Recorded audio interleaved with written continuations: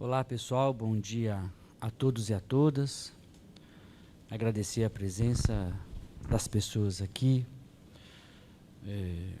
no momento de prestação de contas da nossa Secretaria de Saúde de Paulínia. Vale lembrar que essa prestação já foi apresentada conforme o trâmite legal, jurídico, administrativo, no Conselho Municipal de Saúde, na última quarta-feira. Prestação de contas aprovada pelo Conselho, pelo plenário do Conselho, em reunião ordinária do dia 24 de fevereiro de 2021. E prosseguimos hoje, portanto, com a apresentação aqui na Câmara, facilitando ainda mais a comunicação, o diálogo e a transparência do governo do Caselato com a pasta da saúde. Esta apresentação remete, portanto, ao terceiro quadrimestre de 2020, portanto, um momento retrospectivo, né? Momento anterior, desculpa, onde a gente tinha situações da pandemia muito diferentes do momento atual. Talvez a gente talvez não, nós passamos o pior momento da pandemia em todo o país, no estado de São Paulo, em toda a região metropolitana de Campinas, com muita atenção nos nossos indicadores hospitalares, do nosso hospital municipal, HMP, entendendo que é um momento muito importante para nós.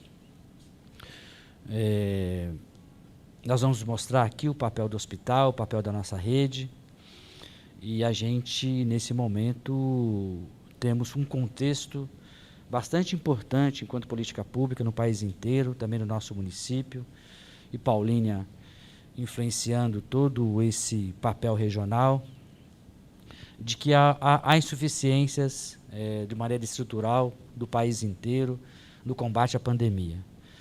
Um tema bastante importante que nós vivenciamos a semana passada é a dificuldade com a vacina e a insuficiência de doses para toda a população do estado de São Paulo.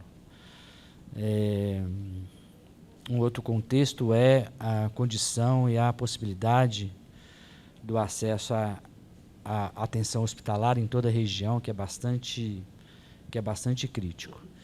E a gente tem aí a notícia, já essa semana, do governo de estado produzindo um novo decreto, que talvez seja insuficiente para poder dar conta desse momento tão importante da pandemia.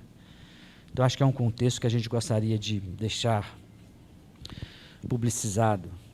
Especificamente no nosso hospital, no nosso município, a gente tem hoje, numa ocupação hospitalar, em torno de 75%, especificamente nosso leito de UTI com 100% de ocupação, e tendo que nos organizar internamente para poder garantir o atendimento.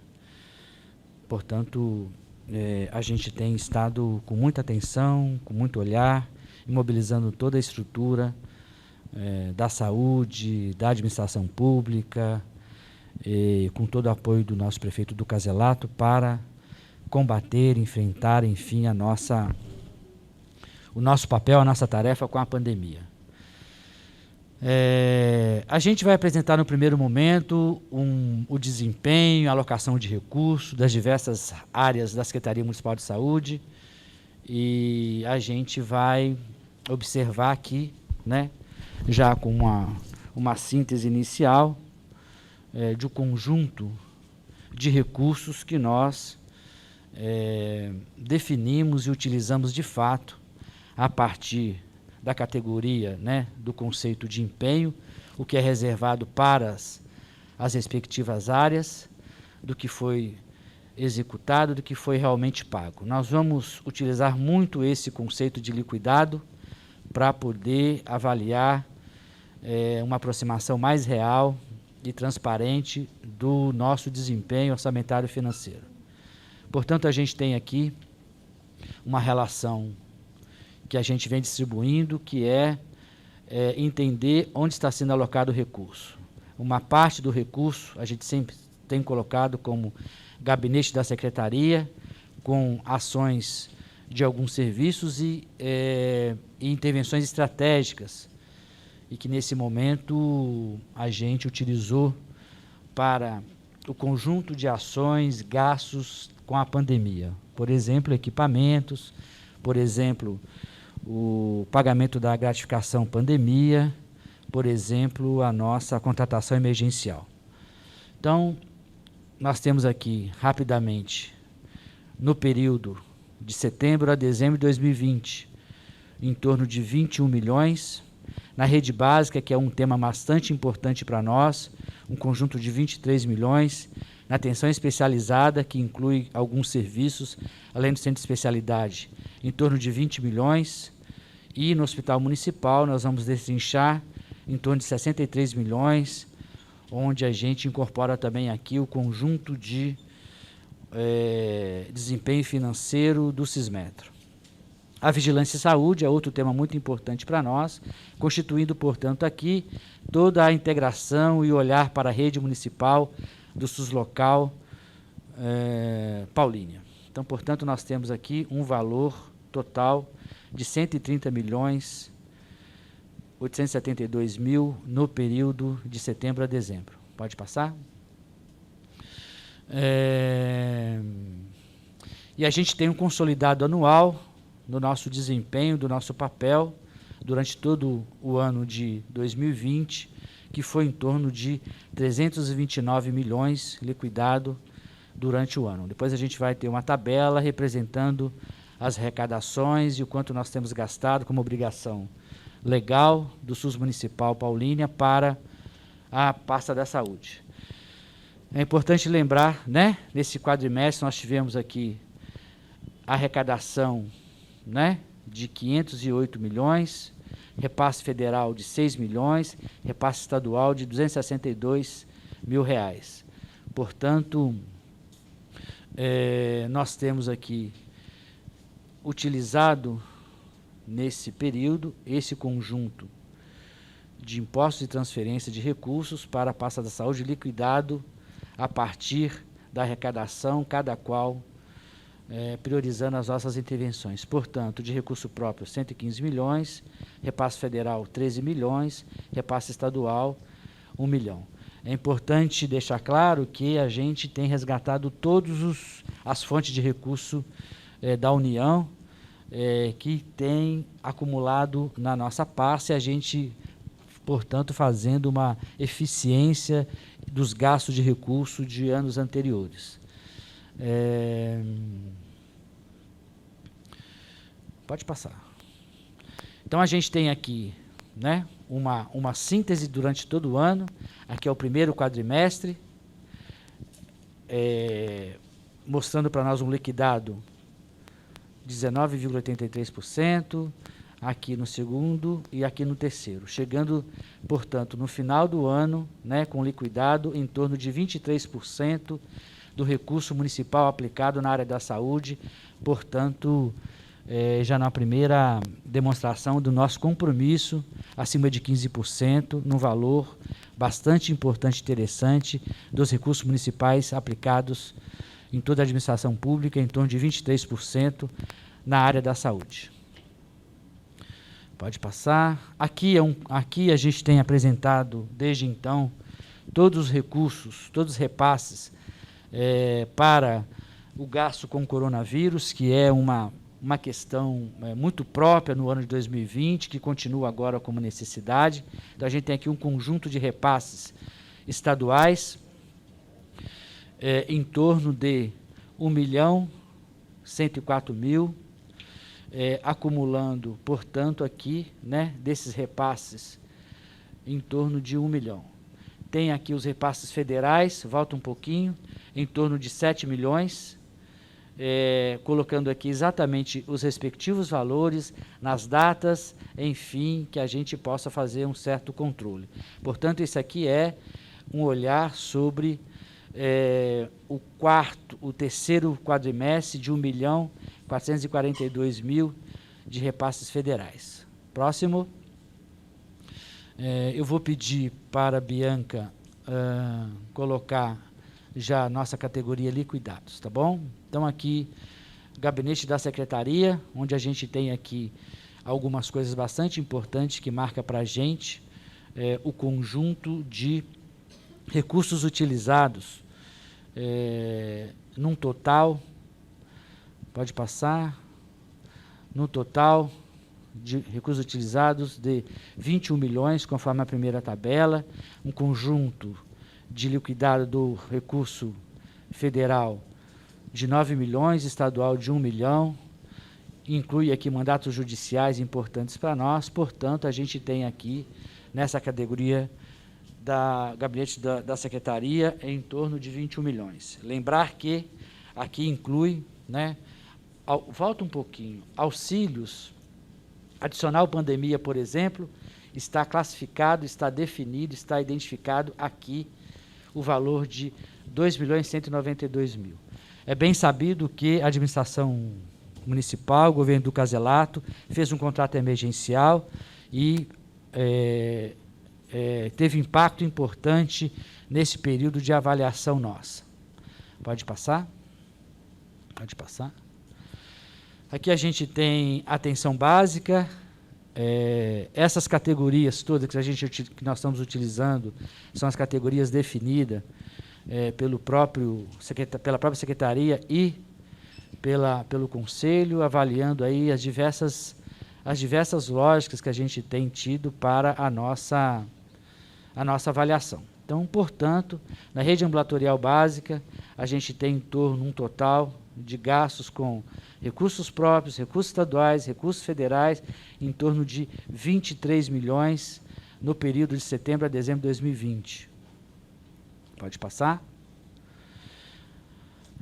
Lembrar bem que a atenção básica é composta por 10 serviços, são as 10 UBSs que estão diretamente vinculadas à coordenação dessa rede de atenção.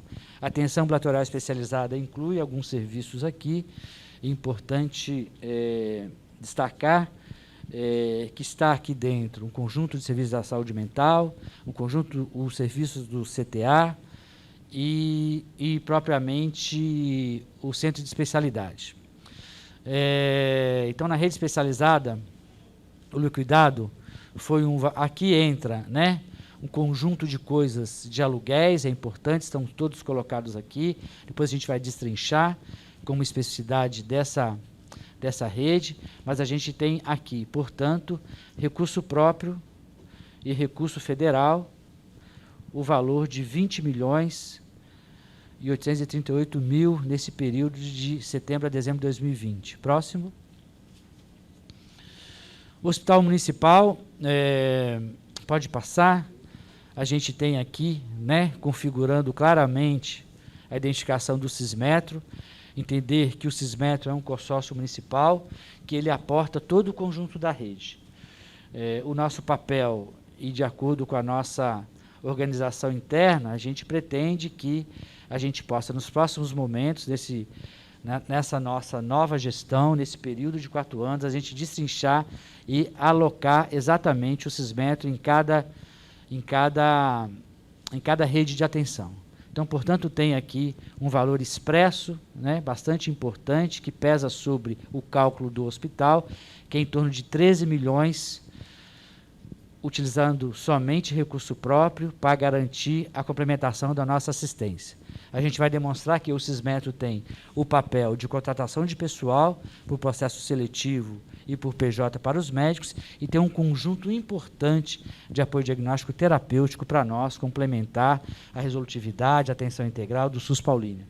Então, a gente tem no hospital um conjunto de 63 milhões destinados para garantir o desempenho do hospital, a sua estrutura, bem como o conjunto de outras ações relacionadas ao Sismetro.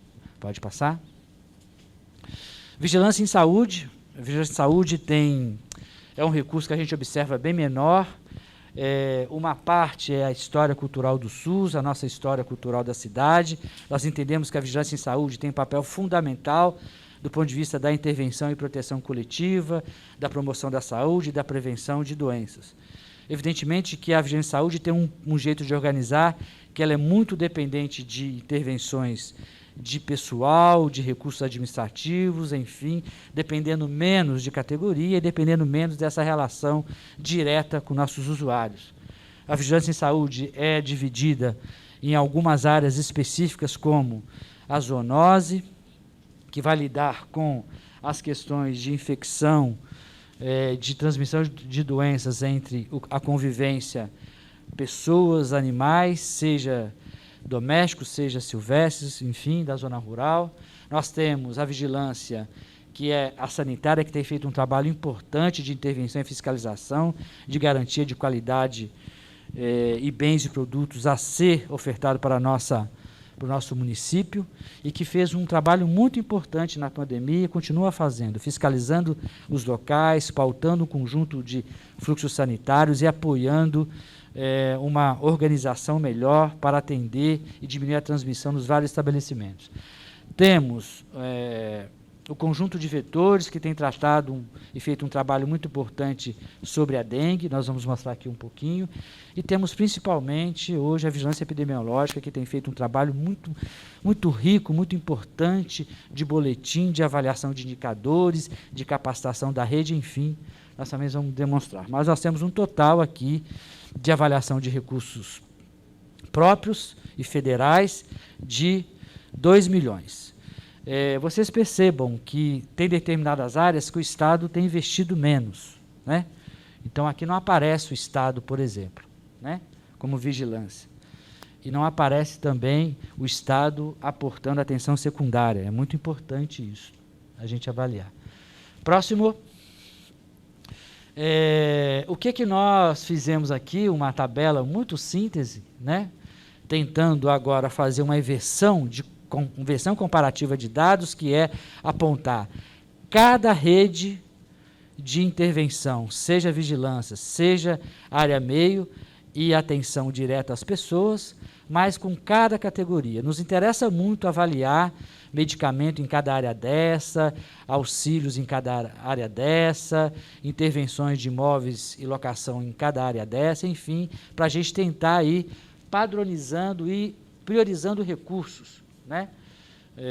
E observar, por exemplo, que a compra de medicamentos na atenção especializada é muito alto, porque inclui, por exemplo, a oncologia, inclui um gasto importante desse serviço enquanto ações de saúde, impactando, portanto, na área da atenção especializada. Mas é muito importante a gente ter a sensibilidade de garantir o olhar de investimento de pessoal em cada área dessa, né, tentando fazer um balanço, tentar aportar adequadamente a necessidade de equipamentos para atenção especializada, atenção básica e principalmente hospital. Pode passar?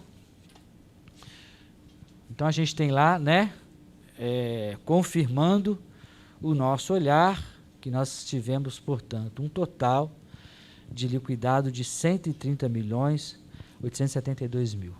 Próximo. Esse é o ano, né? Durante o ano todo, também fazendo essa mesma lógica, quanto foi gasto de cada categoria dessa de análise nas redes assistenciais, o valor, enfim, para a gente poder priorizando o nosso rico recurso da saúde. Então, nós temos um ano, 329 milhões, que equivale lá aos 24%. Desculpa, aqui tem... Não é só recurso próprio, é tudo, né? Mas foi o valor de 329.276.000 gastos em saúde no ano de 2020. Próximo. Bom, nós temos tido muita tranquilidade de apresentar algumas coisas estratégicas específicas do ponto de vista de governar recurso, olhar melhor essa prioridade, ao mesmo tempo melhorar a gestão dos processos de trabalho, da gestão de pessoal em algumas áreas, né?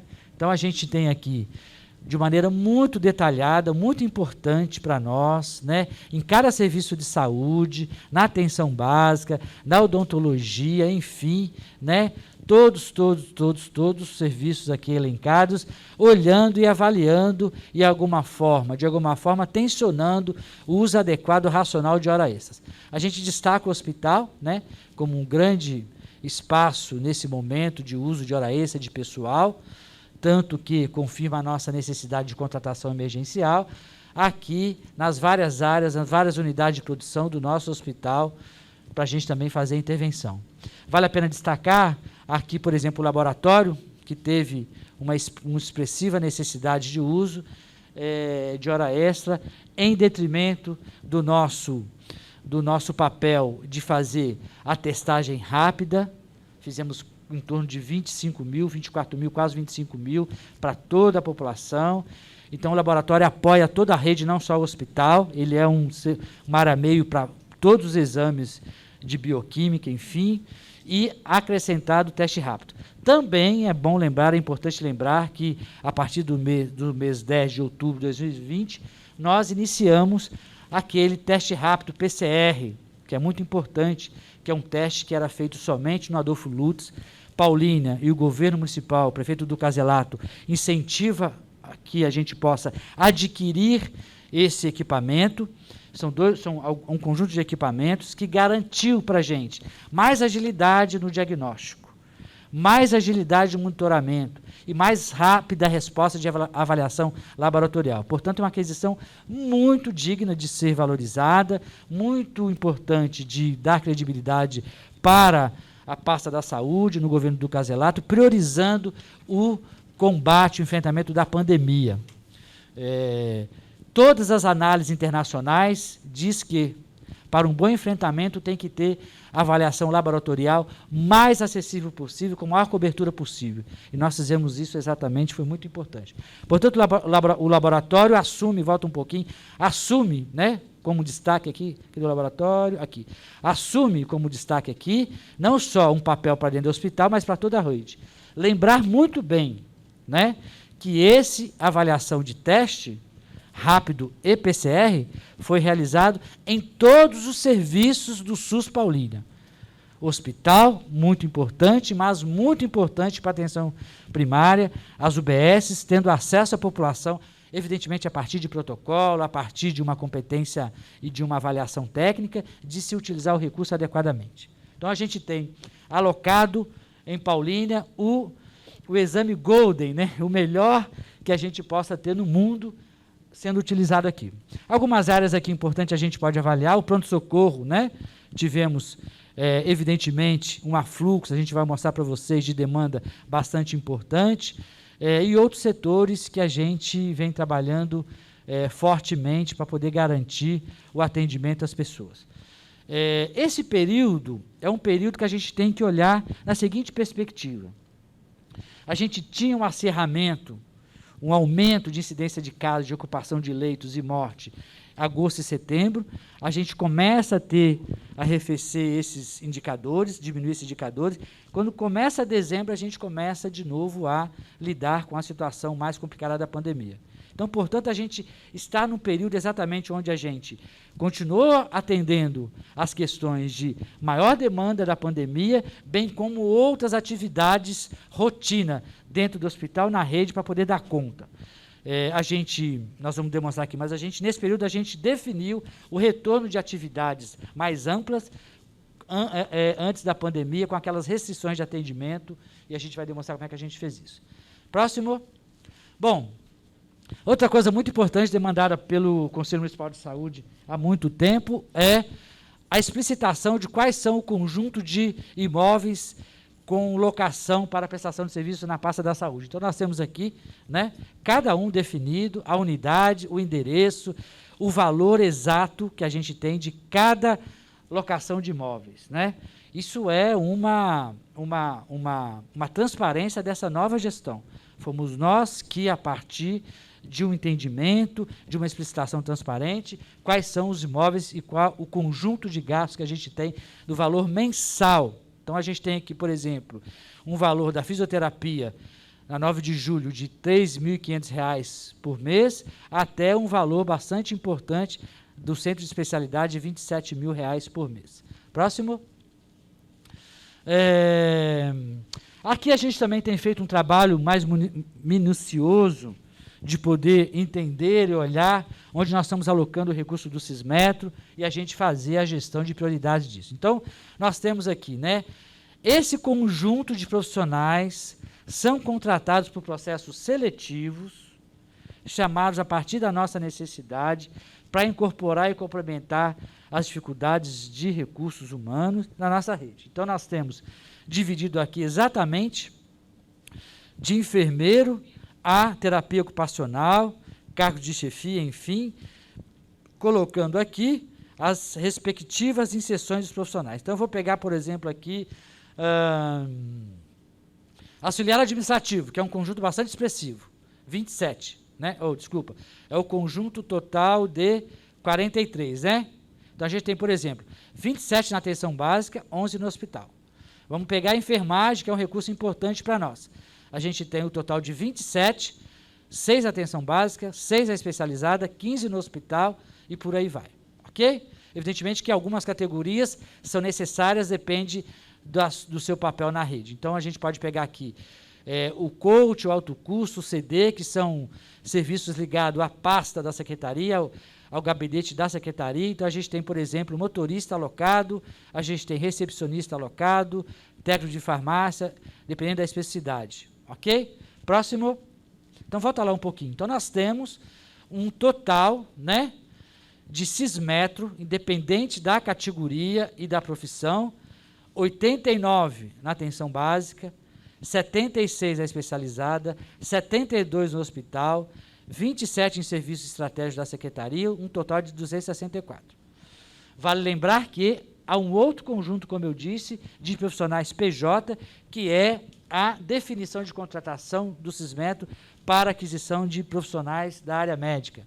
Então, a gente tem aqui também um conjunto de avaliação de especialidades médicas e nos respectivos serviços, garantindo aqui um conjunto de horas médicas colocadas para nós, e a gente entende que a hora médica é uma categoria importante de análise, porque a gente pode ter diferentes quantidades de hora prestada por determinado médico. Tem médico que tem 30 horas, tem médico que tem 20 horas, tem médico que tem 40 horas, depende da nossa necessidade e da relação que a gente estabelece. Então, portanto, nós temos aqui um total de 67 mil horas médicas a serviço do SUS Paulínia. Pode passar? Volta um pouquinho. Então, é muito, né? A gente percebe aqui, por exemplo, a necessidade de complementar no nosso pronto-socorro as horas médicas com um profissional médico. Mas estamos avaliando isso permanentemente. Próximo. Bom, isso aqui também é uma inovação nossa, da nova gestão do governo do Caselato, da nova pasta, tentando explicitar para o Conselho o conjunto de serviços que a gente contrata a partir do cismetro. Como que se faz isso? Essas empresas fornecedoras de serviços de saúde, principalmente apoio diagnóstico e terapêutico, principalmente imagem e algumas outras coisas que eu vou mostrar aqui, eles são credenciados no cismetro.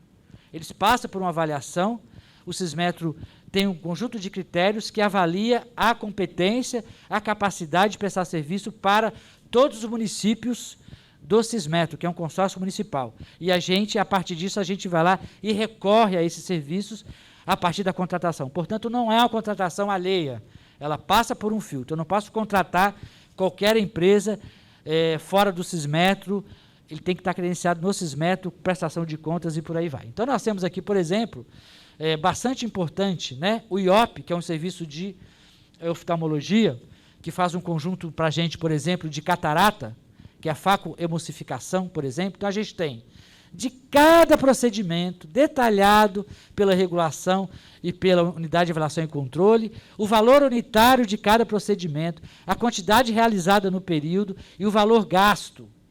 Então, a gente tem um valor gasto com a IOP de R$ 1.436.000 e vamos pegar a catarata. A gente tem um valor da catarata por esse tabela do cismetro, por serviço credenciado IOP, vale o valor de R$ 11.500. Fizemos 111 procedimentos de catarata, gastamos, portanto, só com catarata, olha só que interessante, né? R$ 1.276.000. Nós resgatamos isso, ficamos um tempo, e aí nesse período a gente, entendendo que a pandemia arrefeceu, a gente entrou fortemente com os mutirões de catarata, como vocês percebem. Então, podemos detalhar várias outras coisas aqui importantes, tá? Próximo.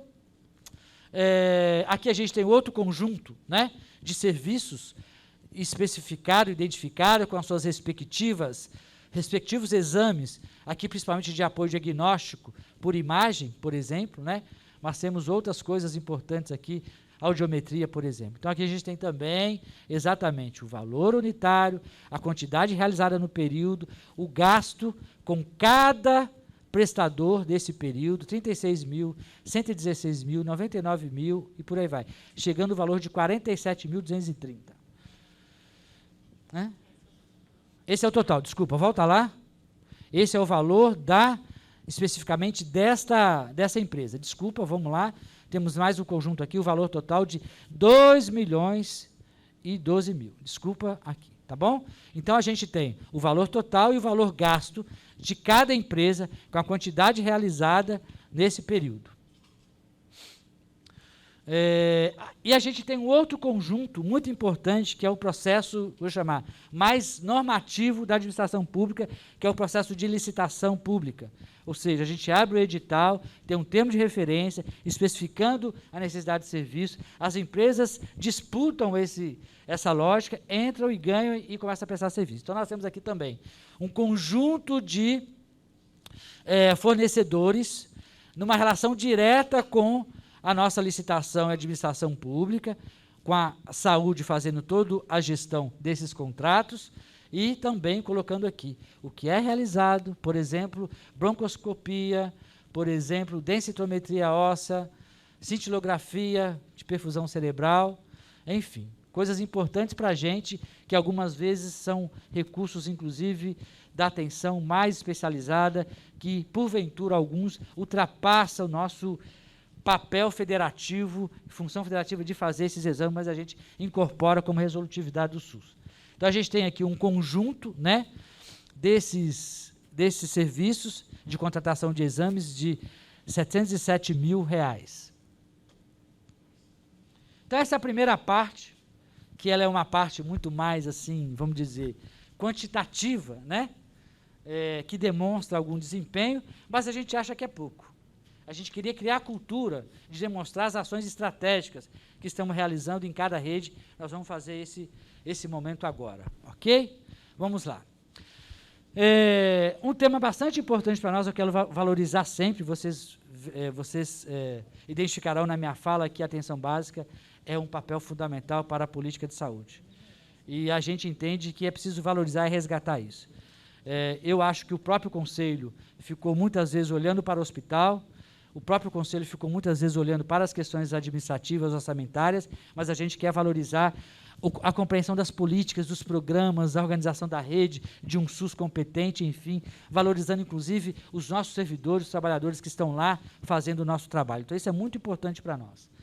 Então, eu vou começar aqui, né? Atenção básica, continuou fazendo atendimento sintomático respiratórios, continuou fazendo a intervenção para monitoramento e avaliação, está expressa nesse slide, eu vou fazer um resumo, mas também teve muito papel importante, como eu disse, no teste rápido.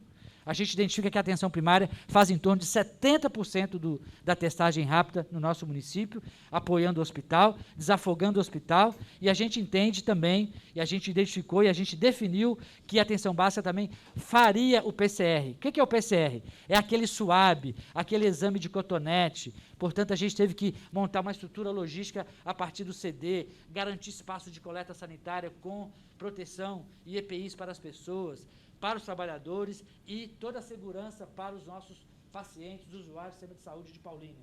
Enfim, a atenção primária fazendo todo essa renovação, essa reestruturação e essa prática sanitária a partir da necessidade de uma pandemia muito, muito forte sobre o sistema de saúde. E a atenção primária cumpriu o seu papel.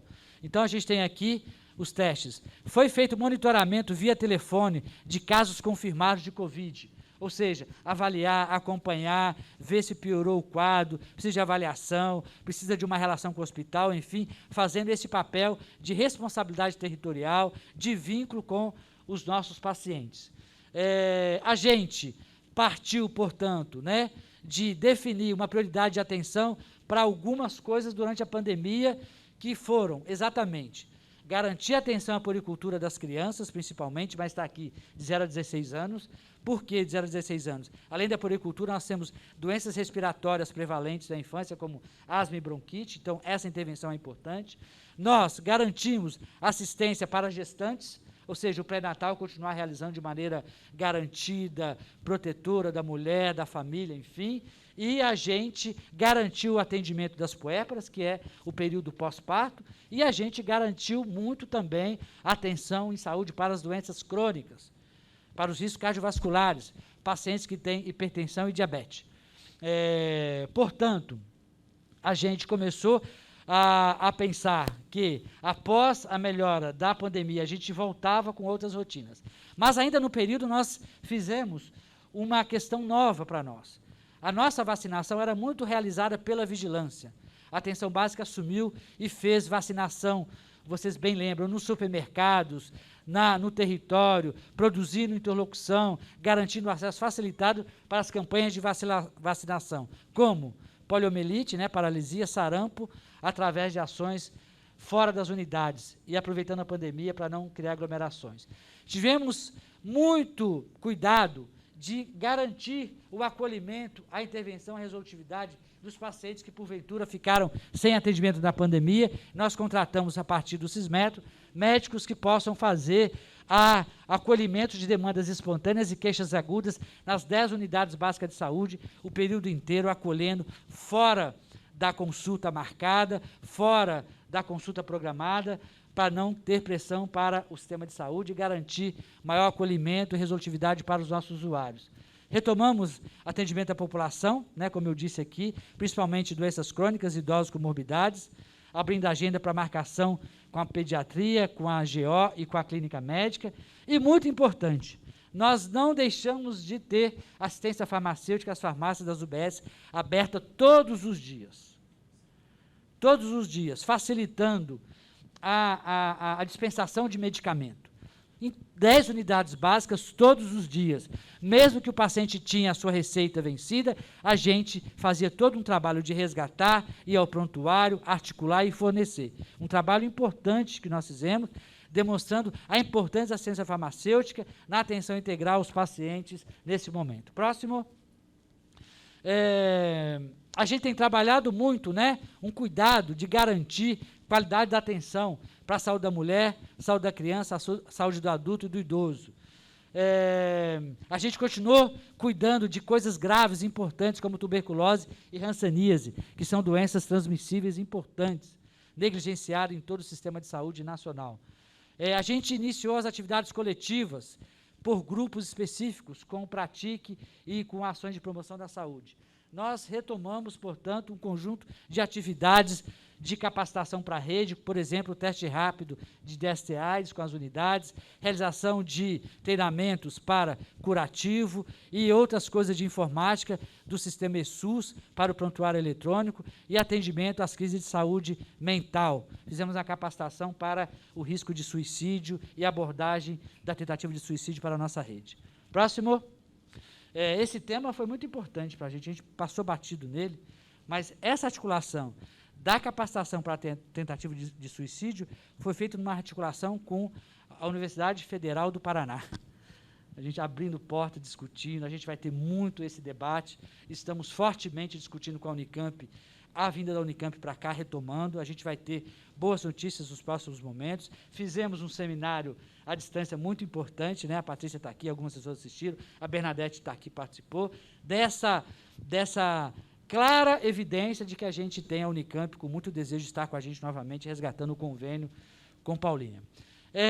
A gente também teve um tempo muito importante nesse período, muito importante. Nós temos uma ata de registro de preço de 10 milhões de reais para garantir essa lógica de manutenção dos prédios públicos, reparos. A gente está no meio desse processo, a ata de registro de preço dura 1 ano, nós já estamos à metade desse recurso, em torno de 5 a 6 milhões de uso já, ou seja, essas unidades foram contempladas. E aí vocês podem ir lá, perceber, identificar, tirar fotografia, criticar se não está bom, se está ruim, para a gente poder melhorar. Mas, Unidade São José, o seu anexo, a gente fez essa manutenção, com a tentativa de colocar no São José um pronto atendimento para facilitar aquela região e ter o acesso de urgência e emergência na relação com o hospital. O Centro 1, o Centro 1, um horror, chovia, caía telha, um negócio assim horrível. Depois de muitos anos, a gente fez intervenção com uma estrutura muito danificada, estamos fazendo um trabalho importante. No João Maranhã, né? Talvez Calícia está aqui, a Joana não está aqui hoje, mas tem feito, reformado, bonitinho, colocado estrutura para a sala de vacinação, colocado estrutura para atendimento de urgência e emergência, não é isso? Fazendo um grande. João Aranha, para a gente, é a menina dos olhos. Gente, os lugares mais fodidos, usar o termo científico, de maior problema social, tem que ser a nossa prioridade, não é? Desculpa o termo científico. Tem que ser a nossa prioridade. O Joaré não pode ficar, o Parque não pode ficar, o Amélia não pode ficar, o Copelópolis não pode ficar. Depois da ponte tem que ser, assim, sabe, tapete vermelho.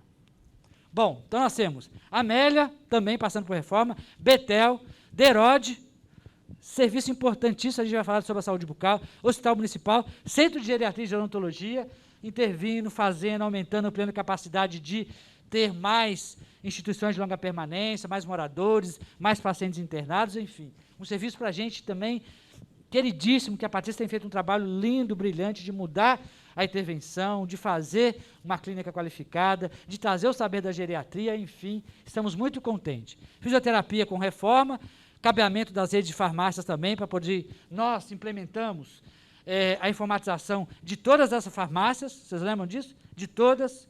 O Centro Farmacêutico agora está no sistema, facilita a gestão, facilita o controle de gastos, identifica se o paciente pegou mais de um remédio em cada ponto de atenção, ou seja, melhorando a gestão dos recursos e, ao mesmo tempo, da qualificação da atenção, evitando, por exemplo, interações medicamentosas, uso irracional de medicamentos, qualificando a prescrição dos médicos e por aí vai. Manutenção pontuais de outras unidades, hidráulica, elétrica, telhado, calha, cobertura e pintura.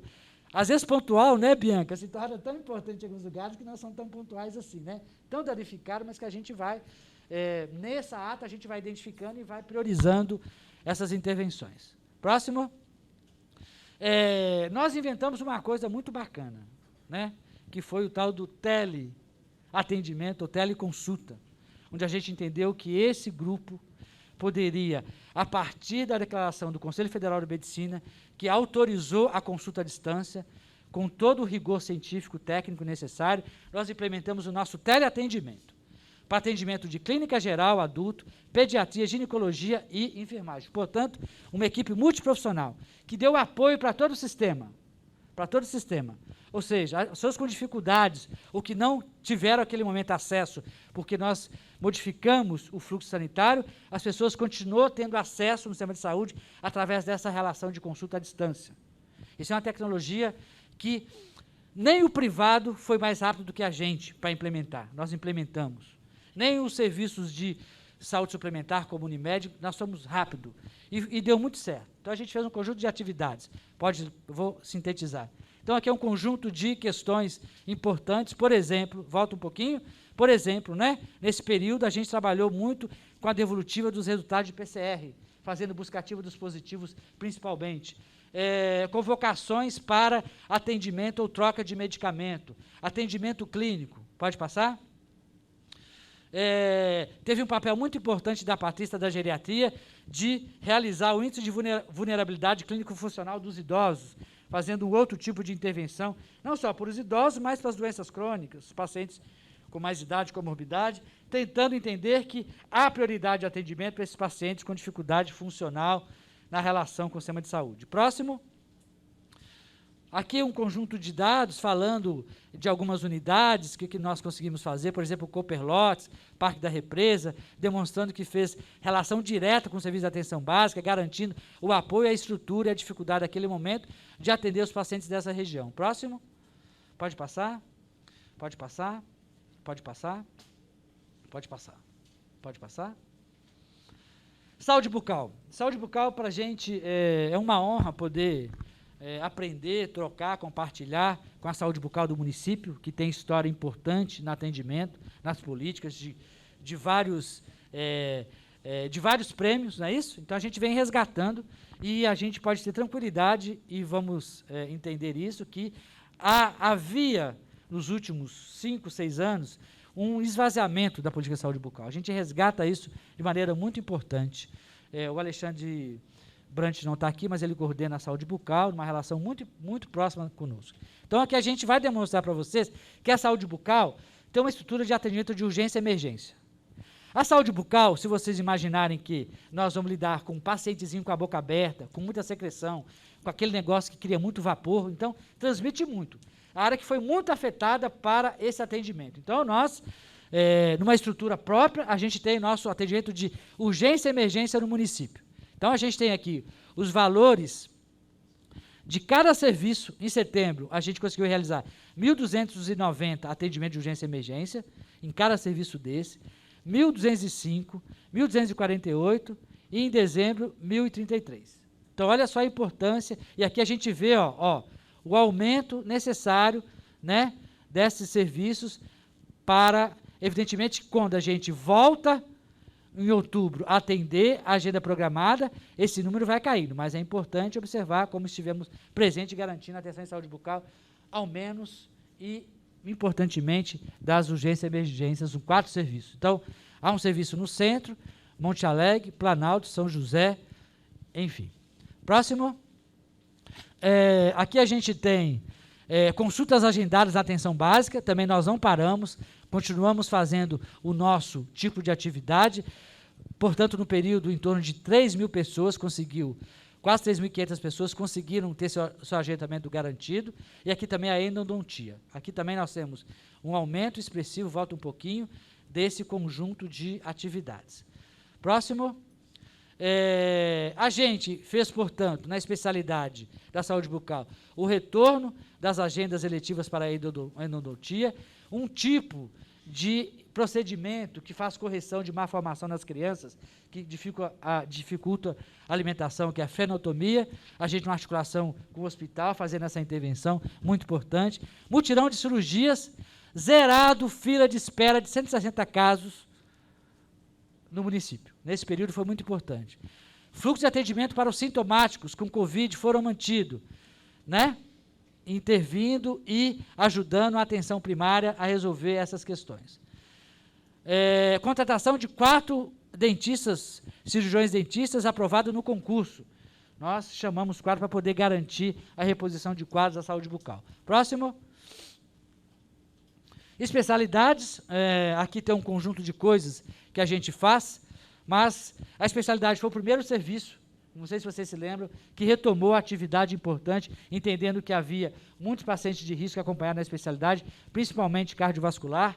Então a gente tem a retomada dos atendimentos, embora a gente entenda o retorno, e facilitamos que seria uma consulta de 30 minutos e não de 20 minutos, como é reconhecido e organizado na nossa rede. Acolhimento de enfermagem na especialidade, fazendo a qualificação e a escuta, a intervenção para as queixas agudas ou crônicas agudizadas, aqueles pacientes que ficaram sem atendimento. Comunicação com a atenção básica, fornecendo com clareza a escala de trabalho especialista para poder acessar e garantir uma cota de atendimento para a atenção básica, e triagem na porta de acesso de pacientes COVID, também implementando esse atendimento assintomático respiratório, qualificando o lugar que possa garantir segurança para os nossos pacientes e profissionais da rede, da atenção especializada. Fluxo de atendimento, portanto, com uso de máscara cirúrgica na própria unidade para os pacientes que não tinham a máscara e fossem casos suspeitos. 2 salas de atendimento clínico por sintomáticos respiratórios. Sala totalmente equipada para atendimento de urgência e emergência. Nós equipamos, entendemos que todo serviço de saúde, embora seja atenção ambulatorial, deve ter equipamento de atender coisas graves, importantes, como parada cardíaca, lá dentro. Então, a gente fez essa alocação de recursos. Tá? Protocolo, nós usamos aquele espaçador, lembra? Compramos espaçador, entendendo que o aerosol da unidade de saúde podia transmitir muito, então fizemos investimento nisso, foi muito importante para nós, para atender os pacientes com doenças pulmonares crônicas. Retomada de atividades de testes conforme a necessidade de teste ergométrico. Fizemos toda a lógica aqui de atendimento para bancar as cataratas e as nossos mutirões com a oftalmologia, a urgência oftalmológica. Retomamos, portanto, a avaliação pré-operatória da catarata e fizemos também um conjunto de ações que garantia a avaliação pré-anestésica das cirurgias que estavam retornando no hospital, cirurgias eletivas, cirurgias gerais. Ou seja, esse serviço funcionou muito, foi muito importante para nós. Próximo. Aqui é o CTA. CTA é um serviço que trata daquelas afecções relacionadas a HIV e AIDS e outras doenças sexualmente transmissíveis. Nós temos um conjunto de ações muito importante, estamos reativando. A gente entende que o centro de testagem e aconselhamento deve ter uma interface muito importante com pacientes moradores de rua, que por hora tem a relação da dependência química e que a gente faz uma relação com o nosso CAPS-AD e por hora tem outras condições de risco de transmissão de doenças importantes, como tuberculose, como outras doenças importantes, enfim, e a própria doença HIV, AIDS e outras doenças sexualmente transmissíveis. Então, esse é um papel muito importante para a gente, né? A gente tem feito uma intervenção. Esse serviço começa a capacitar a tecnologia do aconselhamento para a unidade básica, ou seja, o momento de dar uma resposta para esse tipo de doença, para a família, para as pessoas. Ou seja, devolver um diagnóstico positivo de HIV não é simples, tem que ter uma habilidade de comunicação. Isso chama aconselhamento. Então, esse serviço tem feito essa abordagem de apoio matricial, de capacitação para toda a nossa rede. E aqui, muito importante, ó, o CTA era um serviço que não tinha assistência farmacêutica vinculado ao seu próprio estabelecimento. A gente acha que isso é uma falha da atenção integral. Nós mobilizamos uma farmácia para colocar assistência farmacêutica, profissional farmacêutico, junto com a equipe de médicos de enfermagem, no próprio CTA, para poder garantir a atenção integral. Como é que era antes? Ele fazia a consulta, pegava uma receita, ia lá não sei aonde, no alto custo, pegar seu medicamento. Agora é no próprio serviço. A discussão de casa, a interação medicamentosa, a atenção integral, a relação, ou seja, a gente está humanizando essa relação com esse tipo de paciente para poder garantir sigilo, acolhimento e essa particularidade singular que é necessário para os nossos queridos pacientes. Ok? Próximo. Aqui tem um conjunto de atividades que só para demonstrar que nós tivemos, né, um monte de coisas acontecendo, exames acontecendo nesse período, consultas, aqui as atividades dos respectivos profissionais da relação multiprofissional, atendimento de infecto, ginecologia, pediatria, enfermagem. Olha que beleza, olha só que bacana isso aqui, demonstrando que não ficou parado enquanto a pandemia estava acontecendo e quando a pandemia abaixou seus índices de transmissão e casos novos. Próximo. CAPS-AD. A saúde mental tem 3 serviços. Saúde mental tem 3 serviços. O serviço é CAPS-AD, ou seja, o CAPS álcool e droga. Um outro CAPS que chama saúde mental infantil, que é o CAPS-IJ. E um outro CAPS que é o CAPS-2, transtornos mentais graves de adultos. Esquizofrenia e coisas importantes, ok? O CAPS-AD mudou de local. A gente tem feito no CAPS-AD um conjunto de ações que são ações de reabilitação psicossocial com grupos, restabelecendo atividades de terapia ocupacional para os nossos pacientes. Fizemos o nosso contato com algum abrigo, os abrigos da cidade, que tem bastante pacientes dependentes químicos que moram na rua e por hora dormem nesses abrigos, fazendo uma intervenção muito importante intersetorial, articulando, por exemplo, os serviços de atenção da assistência social, como CREAS, CRAS e Conselho Tutelar. A gente tem trabalhado o conjunto de serviço porta aberta. Qualquer paciente que deflagra uma crise de consumo elevado de álcool ou droga, ele tem acesso ao serviço, mesmo que não tenha a sua consulta marcada, e começa uma intervenção nessa relação com o serviço CAPS-AD e, ao mesmo tempo, com o hospital. Isso é muito importante. Antes não era assim. Ele ficava peregrinando por aí até chegar ao hospital sem nenhum tipo de cuidado articulado em rede. Agora, como o serviço CAPS-AD é referência para ele está cuidando lá, na crise ele tem que ir lá, não é em outro lugar. A gente conhece o paciente, ele tem que estar conosco, para a gente poder já intervir sobre a vida dele, a família e os riscos associados ao consumo de álcool naquele momento, ou outras drogas. Próximo. Então, a gente também tem aqui um conjunto, né, de atividade de consulta, acolhimento, psicoterapia individual, atendimento da assistência social, grupos terapêuticos, que a gente diz que era ações de reabilitação psicossocial, e a gente mudou muito a ambiência, mudou de local, fazendo uma permanência dos pacientes lá. Os pacientes ficam lá, almoçam, tem um conjunto de atividades o dia inteiro, no horário de funcionamento, fazendo essa coisa da permanência a dia e outro acolhimento necessário para ele durante o dia, em todo o horário de funcionamento. Próximo. É muito importante a gente falar sobre isso aqui, porque tinha um padrão. Esse é um debate muito importante da saúde pública brasileira. Há um grupo de pessoas que entende que a intervenção para álcool e droga é abstinência, e outros entendem que são outros fatores. A gente trabalha com outros fatores. Fatores sociais, fatores subjetivos. A gente entende que a droga não é só uma condição própria do sujeito, enquanto desejo e clareza de decidir sobre o uso ou não. É uma doença, é uma dependência química, associada com fatores sociais profundos, de miséria, de abandono, de vida miserável. É importante discutir isso. Eu vou falar com muita tranquilidade. A intervenção do CAPS-AD antigamente, terapêutica, era rezar. A gente acha que isso não está certo, do ponto de vista do cuidado. Acreditamos na espiritualidade, acreditamos muito nisso tudo. Mas a intervenção se passa com as modificações sociais daquele sujeito. Sem preconceito. Garantir que ele tenha, mesmo com a dependência química, possa trabalhar, possa produzir sua vida, possa provocar menos danos nas crianças, nos familiares, na esposa, nos maridos, enfim, nesse contexto social, familiar, dinâmico que é produzir a vida e ter uma relação protetora com esse sujeito. Próximo.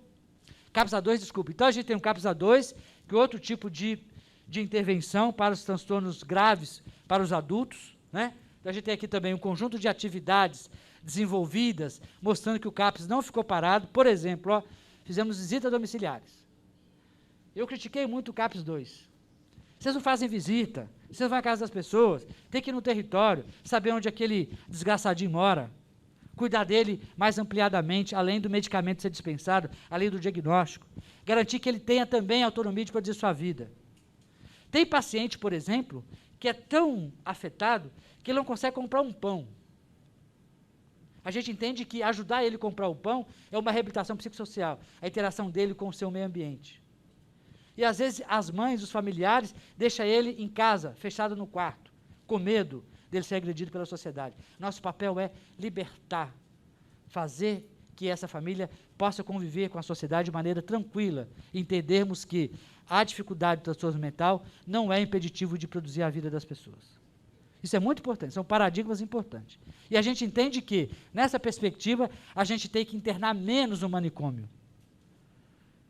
Internar, fazer o atendimento dele à crise, perto da família, perto de casa, humanizando, com vínculo, com responsabilização com ele.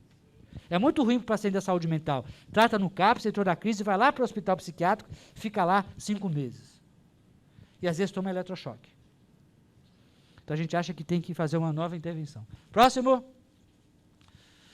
Saúde mental infantil, mesma coisa, né? Nós temos aí debate muito importante da saúde mental infantil, que é a atenção com autismo. Estamos desenvolvendo um conjunto de ações rápidas para poder garantir essa competência, essa capacidade.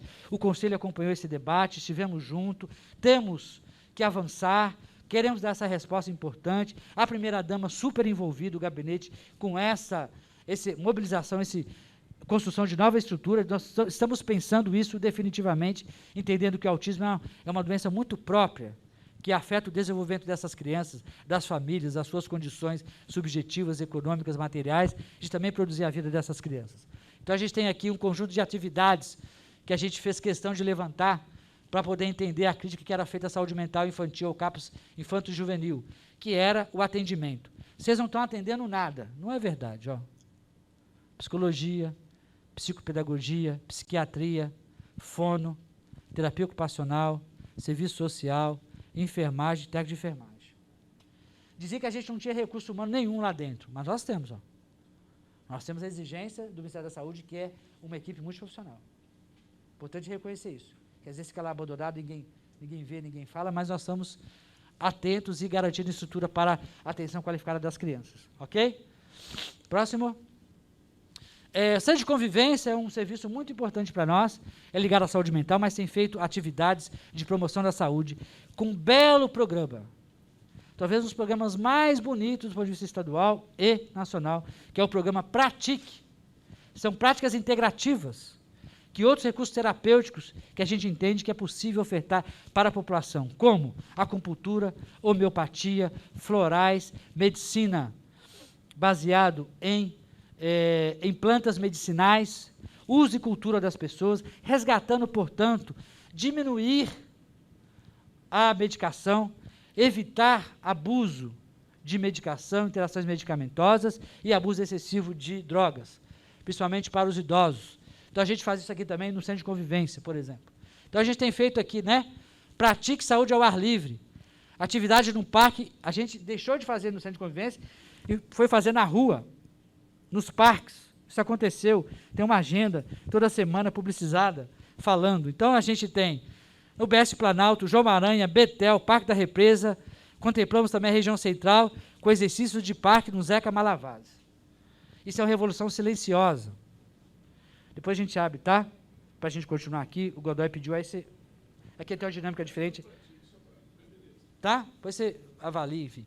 Então, fizemos avaliações de pessoas, algias posturais, atividade terapêutica envolvendo 1.127 pessoas, evidentemente que fazendo em pequenos grupos, por causa da pandemia, mas desenvolvendo movimento vital expressivo, práticas corporais, reiki, enfim, um conjunto de atividades que envolveu 1.750 pessoas nesse período, que não é pouco, é bastante. Próximo.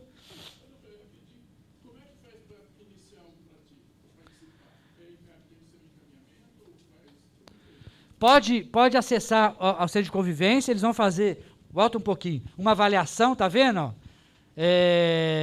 Avaliações, e as pessoas vão incorporar onde for a melhor prática definida para ele. Evidentemente tem que ter um diagnóstico, tem que ter, né? Eu tenho muita dor nas costas.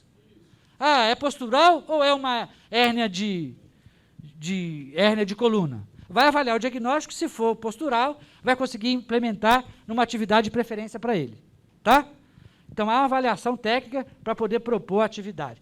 Mas vai diretamente ao Pratique. Evidentemente que a unidade básica pode encaminhar também, mas é livre para poder ir até lá, tá bom? E para facilitar, Godoy, nós temos feito atividade no próprio território da UBS, para facilitar esse acesso, porque às vezes o Pratique é longe, né? Então, lá pertinho do território, perto da UBS, a gente faz essa atividade também, e aí essa equipe articula e vai propondo para esses pacientes. Caminhada com os idosos, grupo de qualidade de vida, um programa fantástico que está sendo feito com Pratique e a ciência farmacêutica, que é a Farmácia Viva, nós vamos falar.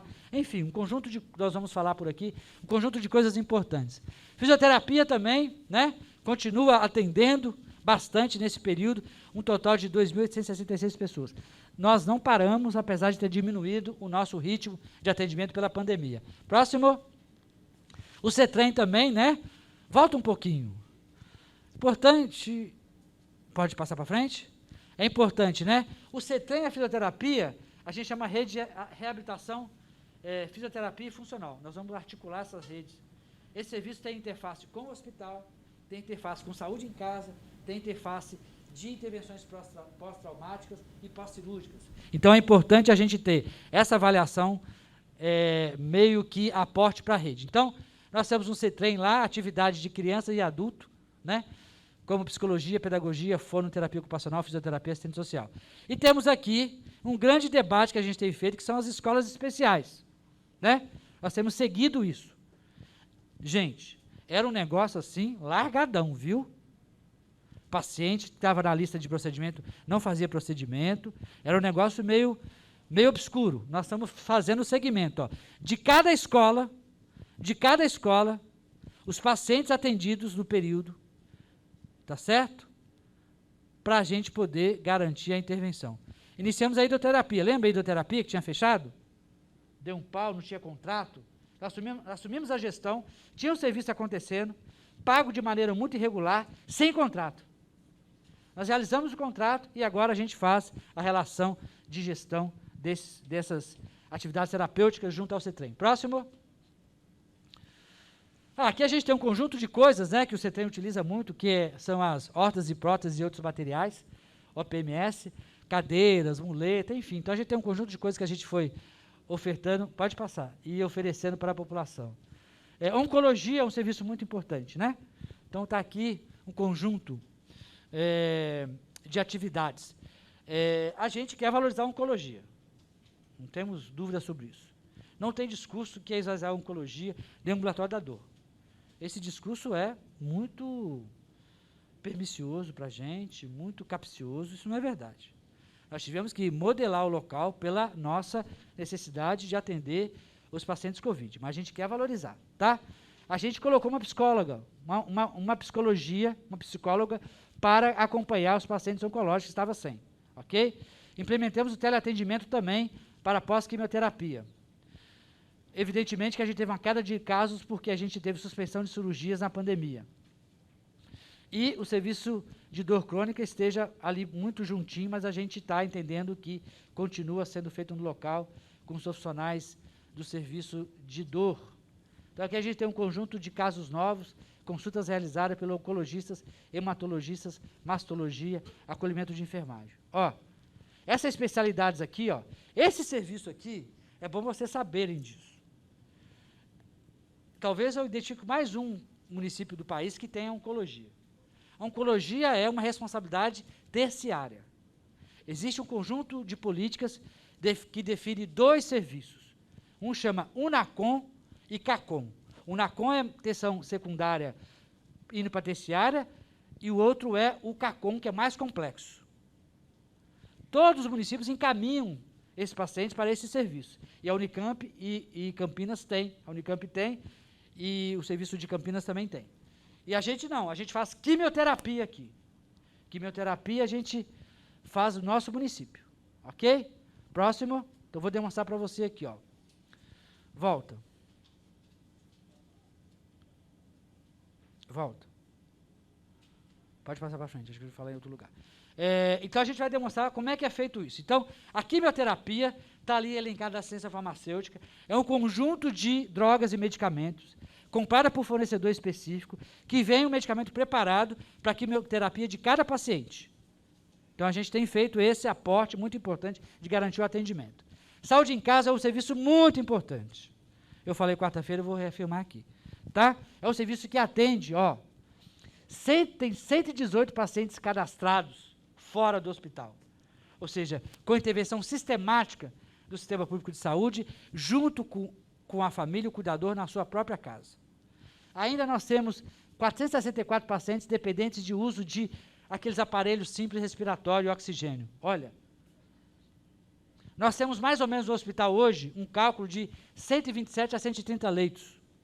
Nosso hospital, não é isso, B? E aqui a gente tem 118 fora do hospital. É um hospital fora do hospital. Atendimento, deshospitalização, humanizado, paciente crônico, é muito importante. Além de ter o paciente internado crônico na geriatria e gerontologia. Esse serviço precisa ser valorizado, precisa conhecer. A gente está aprofundando. Então, a gente tem atividade de atendimento domiciliar com pacientes graves com Covid, de maneira multiprofissional, e quando tem necessidade de terapia respiratória. Paciente com sequelas de Covid foi nossa prioridade nesse momento.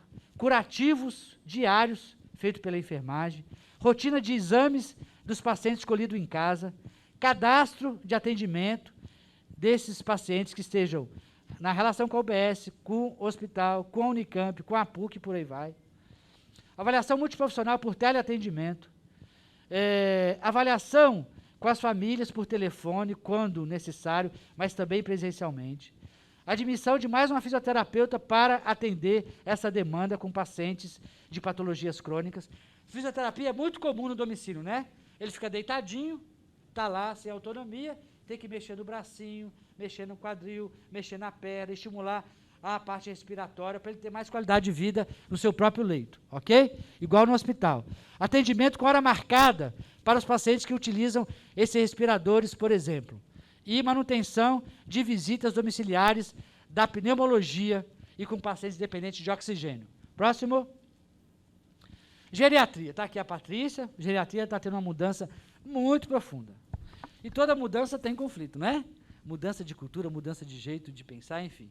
Nós temos, a partir da avaliação da Patrícia, que a gente pode fazer muito mais no centro de geriatria. O que é muito mais? O que é muito mais? Um atendimento do médico que não seja só medicamentoso, mas que seja da história da vida, da narrativa das pessoas. Um atendimento mais multiprofissional da enfermagem, da fisioterapia, da terapia ocupacional. Um atendimento que possa incorporar não só aquela coisa mais tradicional do atendimento de equipe, mas que tenha ações de promoção da saúde, prevenção de outras sequelas. A gente chama isso de prevenção quaternária. Estamos desenvolvendo uma tecnologia para isso, desenvolvendo inclusive a avaliação funcional desses pacientes. Estamos entendendo que é muito importante incorporar uma tecnologia altamente moderna, altamente humanizada, que é o tal do cuidado paliativo. Desenvolvendo também, portanto, essa interação do hospital com a geriatria, desenvolvendo, alimentando a capacitação da equipe, né? Com muitas questões de mudança. Nós priorizamos o tempo inteiro a geriatria, com a campanha contra a gripe, com a testagem de todos os profissionais, de todos os idosos, com o PCR, com a vacinação, priorizou no primeiro momento, ou seja, tratando esse grupo de pessoas vulneráveis e com risco importante de morte, com todo o carinho e cuidado do tapete vermelho no sistema público. E a geriatria tem feito muito, muito, muito, muito. Então, eu vou fazer um resumo aqui, que eu já li isso aqui várias vezes. Eu fui lá, né? Essa semana, não foi segunda-feira? A gente fez uma reunião, terça-feira, uma reunião grande, enorme, com a Patrícia, com os apoiadores, para poder entender esse momento da pandemia, o retorno, enfim. Vou explicitar de novo aqui, a geriatria tem 4 modalidades assistenciais. Uma modalidade que eu chamo de clínica geriátrica, que é paciente internado, que tem uma complexidade própria, que, na verdade, são pacientes crônicos, que não precisa ficar no hospital, pode ficar lá, não pode ficar em casa. Tem outro tipo de complexidade que não dá por saúde em casa, por exemplo, absorver, nem a família, enfim. Então, fica lá. Nós temos a LPI, que são os moradores. O que é LPI? Instituições de longa permanência para os idosos, que moram lá com a gente. Nós temos atendimento especializado ambulatorial, de geriatria e gerontologia, com equipe multiprofissional, com psiquiatra, com médico clínico, com enfermagem, enfim.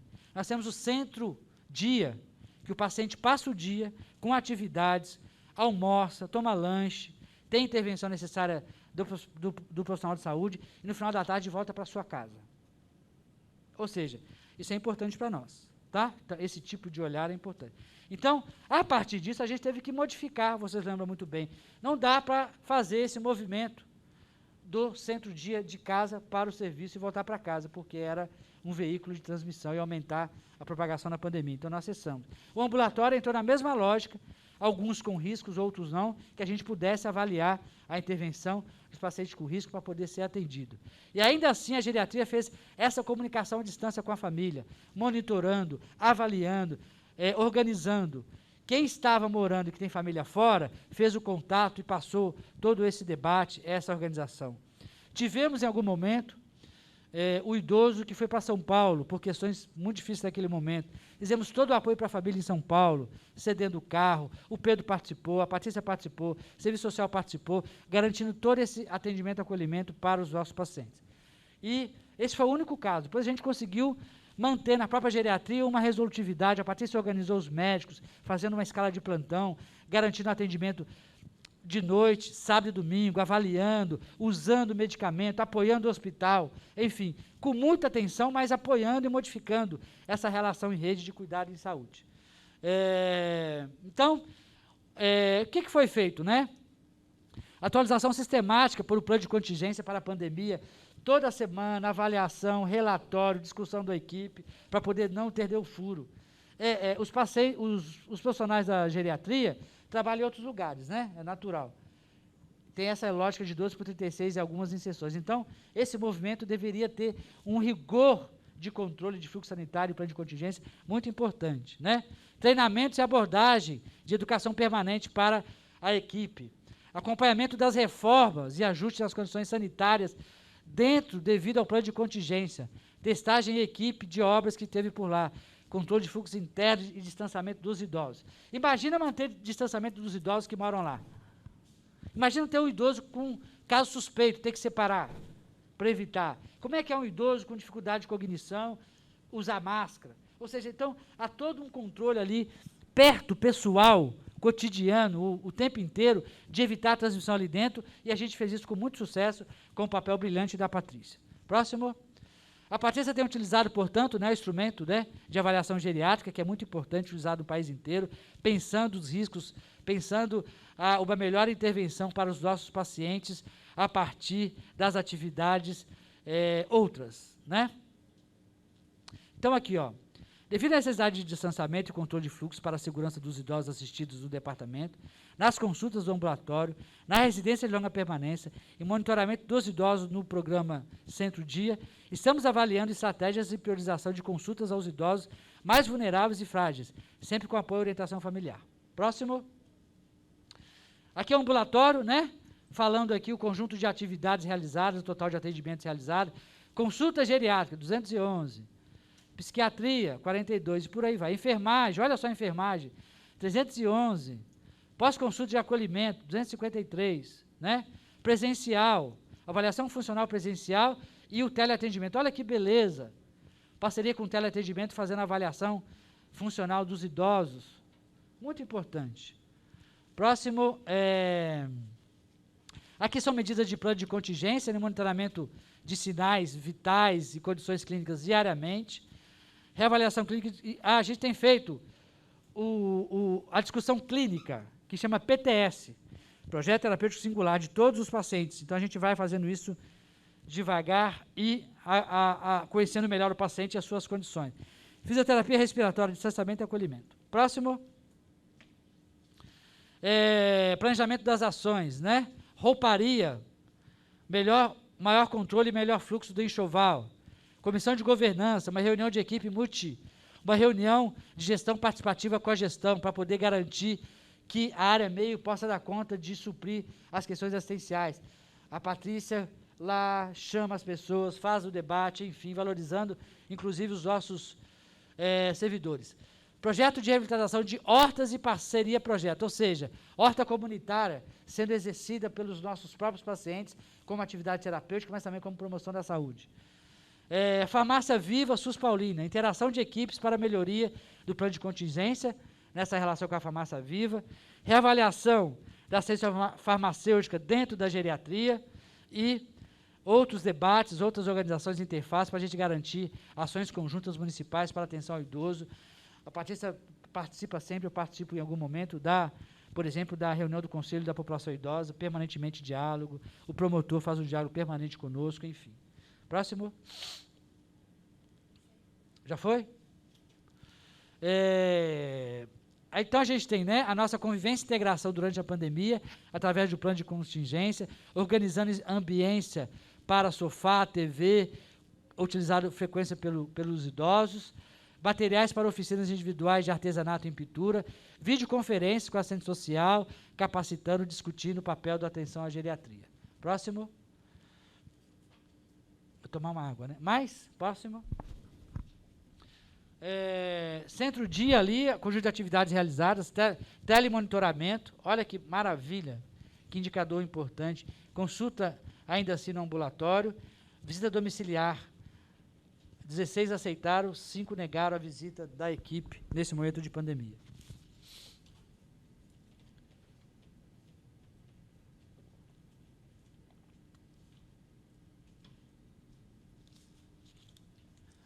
Ciência farmacêutica, estamos desenvolvendo com muita importância, estamos fazendo articulação com a Unicamp de programas de práticas integrativas, e Farmácia Viva faz parte desse conjunto, que é a tal da Farmácia do Mato, implementar nas UBSs, Parque da Represa, por exemplo, o encontro da comunidade e utilização de propriedades terapêuticas de plantas medicinais, valorização da tradição popular e opção terapêutica dos usuários do SUS, e atividades, né, iniciando os serviços com a família, com a comunidade, a ação integrada farmacêutico e equipe multiprofissional. A gente entende que o farmacêutico é um profissional de saúde. Ele é mais do que fazer logística e dispensar medicamento. Ele tem que fazer uma prática clínica, atenção individual, para avaliar farmacovigilância, interação medicamentosa. A gente tem desenvolvido nas unidades básicas do farmacêutico sair da salinha de trás do balcão e ir fazer a intervenção junto com a equipe. Ok? Próximo. Qual que é o papel do farmacêutico na unidade básica? Melhorar a prescrição, identificar riscos de interação medicamentosa, fazer farmacovigilância, discutir, né, o uso abusivo de medicamento. Muitas vozinhas têm um saco de medicamento em casa, vocês sabiam, né? Os idosos têm um saco de medicamento. Minha avó tem um saco de medicamento. Você também, né? Você não é velho, mas você tem também. Ou seja, esse risco de interação. Então, essa abordagem do farmacêutico com a equipe é muito importante. Próximo. Porque assim, olha só a contradição, né? A gente quer medicamento para todo mundo. Mas todo mundo tomar muito medicamento, em vez de ser uma qualidade da atenção, é uma baixa qualidade da atenção. Entende, gente? Eu prefiro ter medicamento, usar pouco para algumas áreas. Por exemplo, diclofenaco, que é um anti-inflamatório. Eu prefiro usar menos com atividades outras posturais do que usar todo mundo e falar que tem medicamento para todo mundo. Diazepam. Todo mundo que não consegue dormir toma diazepam. Eu prefiro outras coisas do que o diazepam. Não é isso? Mudar hábito alimentar, que pode estar influenciando, fazer atividade física para poder cansar o corpo, essas coisas simples. Saúde não é só medicamento e consulta médica, gente. Saúde é qualidade de vida, é capacidade de produzir felicidade, de ser melhor na sociedade, de ser aceito, de interagir, de comer bem, de dormir bem, não é? Quando a gente dorme bem, eu não fico mais feliz?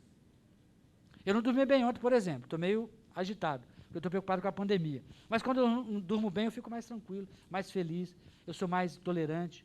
Eu acho que a vida é melhor, pã. O futuro vai ser melhor. Quando eu não durmo, quando eu não como, quando eu fico só na cachaça, quando eu fico... Ou seja, só no medicamento, no diazepam todo dia. Ou seja, é coisa boba, mas é importante pensar, né? E a gente quer trazer essa cultura também. Aqui é a cesta farmacêutica dos pacientes que utilizam antineoplásicos. Tem um conjunto aqui, ó. Um conjunto, o valor utilizado, enfim. Para se ter uma ideia, tá? Vamos ver aqui. O valor do medicamento, não é isso? Aqui tem o número de usuários que usam o medicamento, isso é altamente controlado.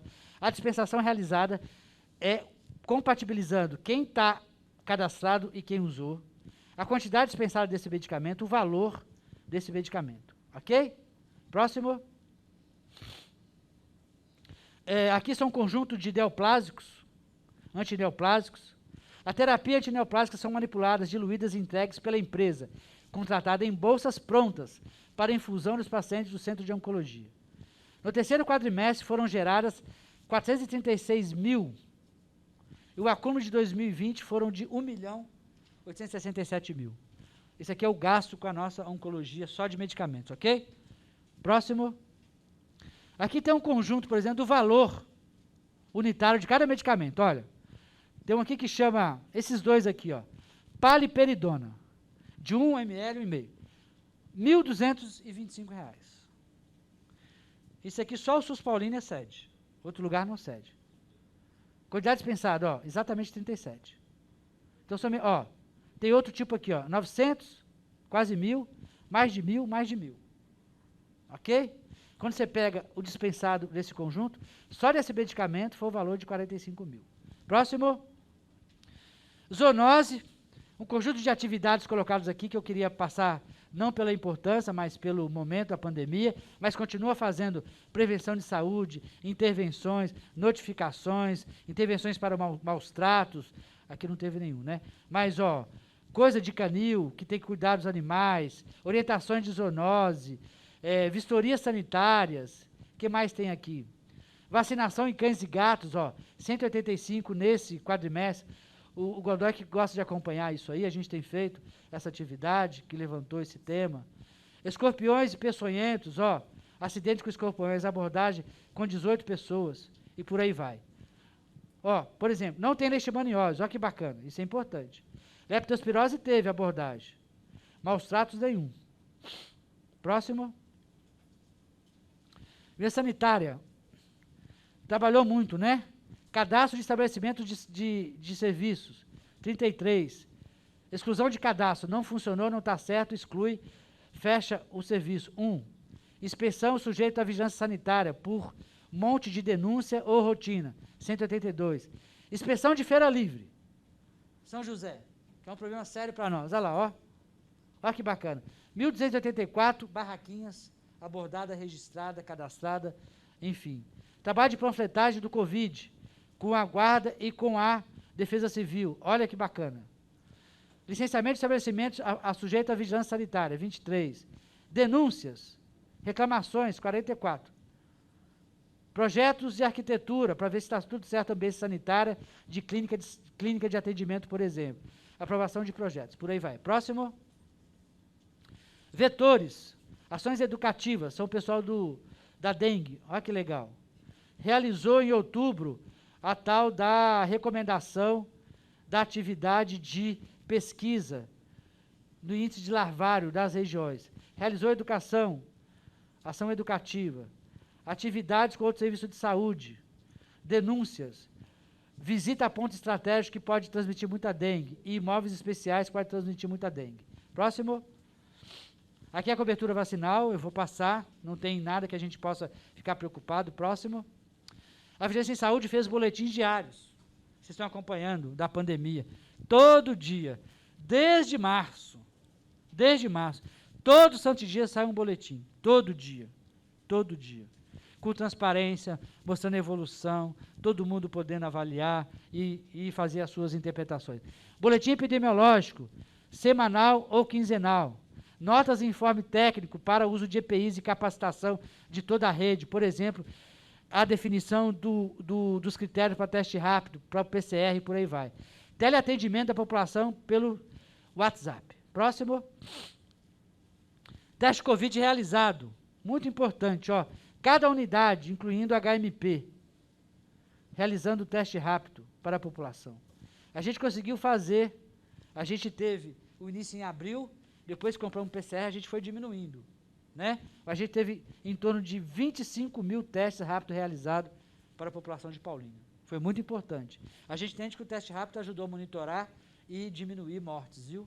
Não temos nenhuma dúvida sobre isso, mas nenhuma dúvida. Próximo. Hospital Municipal. Bom, vamos lá. Para fechar a apresentação, né, Bernadette? É o último, né? E é pesada essa apresentação, porque tem muita coisa. Mas nós vamos... Que horas são? 11h42. Ah, estou no time, né? Eu vou terminar meio-dia.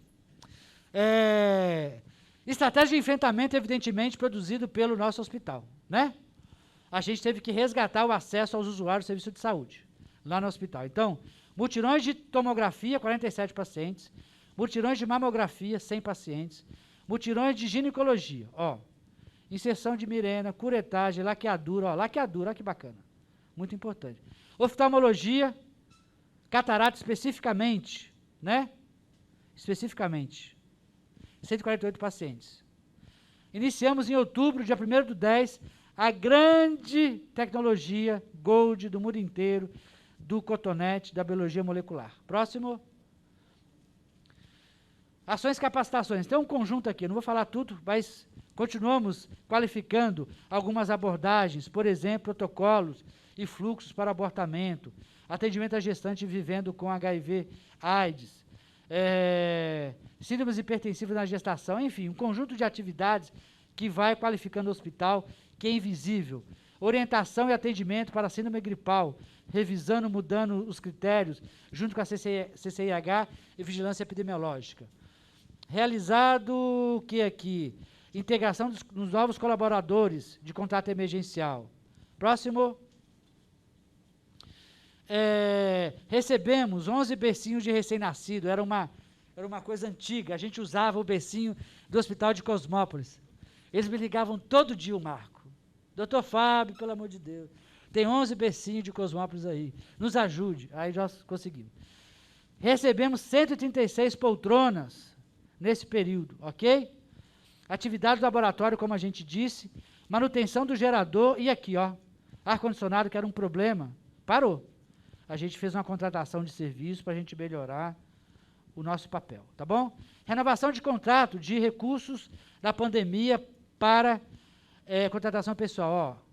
Foi embora, a gente contrata, chama, entra, enfim. Vamos para frente?